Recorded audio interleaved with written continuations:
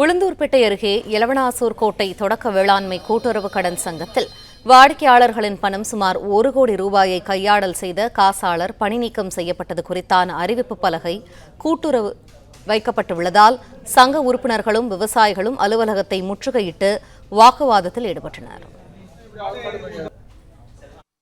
ஒரு வாரம் எனக்கு டைம் கொடுங்க, நான் அடுத்த திங்கட்கிழமை உங்க பணம் செட்டில்மெண்ட் பண்ணிடுறேன்னு சொன்னாங்க. இப்ப திங்கட்கிழமை நீங்க என்ன சொல்றீங்க? நான் போய் கேக்குறேங்கறீங்க.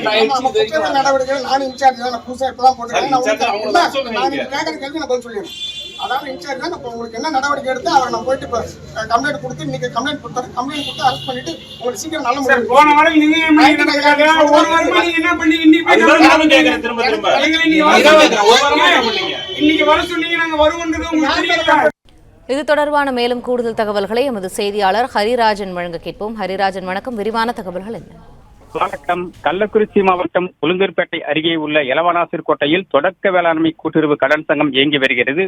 இந்த கூட்டுறவு சங்கத்தில் எலவனாசூர் கோட்டை, வீரமங்கலம், வண்ணகப்பாடி, ரஹிமான் தக்கா, நொனையவாடி, அரும்பலவாடி உட்பட பல்வேறு கிராமங்களைச் சேர்ந்த விவசாயிகள் உறுப்பினர்களாக இருந்தவர்கள். மேலும் இந்த பகுதியைச் சேர்ந்த விவசாயிகள் கூட்டுறவு கடன் சங்கத்தில் சேமிப்பு கணக்கு வைத்துள்ளதோடு பயிர்க்கடன், கால்நடை கடன் மற்றும் நகைக்கடன் பெற்று பயனடைந்து வருகின்றனர். இந்த கூட்டுறவு சங்கத்தின் கடன் சங்கத்தில் காசாளராக பணியாற்றி வந்த பெரிய பகடை கிராமத்தைச் சேர்ந்த அமாவாசை என்பவர் வாடிக்கையாளர் சேமிப்பு கணக்கில் இருந்து போலியாக கையொப்பமிட்டு சுமார் 1 கோடி ரூபாய் வரை வாடிக்கையாளர் வங்கி கணக்கில் இருந்து பணத்தை எடுத்து கையாடல் செய்துள்ளனர். இது குறித்து பல வாடிக்கையாளர் தங்கள் வங்கி கணக்கில் இருந்த பணம் தங்களுக்கே தெரியாமல் எடுக்கப்பட்டுள்ளதாக உயர் அதிகாரிகளுக்கு தெரிவித்ததன் பேரில் விசாரணை நடைபெற்று வந்தது.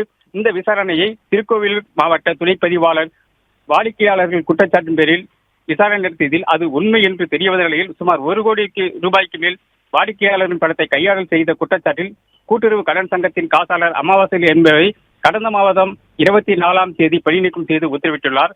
இந்த நிலையில் அமாவாசை மீது மேலும் பல புகார்கள் குவிந்து வந்த நிலையில் அமாவாசை மீதான குற்றச்சாட்டு தொடர்ந்து விசாரணை இருந்து வரும் நிலையில் அவர் பணிநீக்கம் செய்யப்பட்டுள்ளதாகவும் அவரது வாடிக்கையாளர்கள் பணமோ கடன் தொகையோ கொடுக்க வேண்டும் என கூட்டுறவு சங்கத்தின் அலுவலகத்தின் முன்பாக அறிவிப்பு பலகை ஒன்று வைக்கப்பட்டிருந்தது.